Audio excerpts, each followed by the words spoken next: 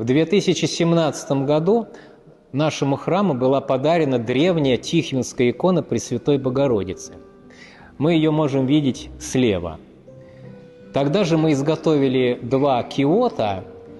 В один из них поместили Тихвинскую икону, а второй стоял пустым. И мы понимали, что здесь справа также должна находиться древняя икона, сравнимая по своей значимости с Тихвинской иконой Богородицы.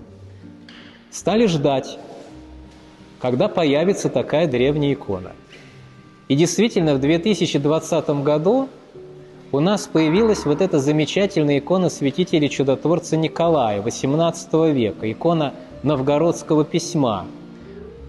Она появилась в храме благодаря завещанию женщины, родившейся в Алма-Ате, но всю свою жизнь проведшей в Санкт-Петербурге, Лидии Дмитриевны Дементьевой. Вот на ее средства икона святителя чудотворца Николая была приобретена.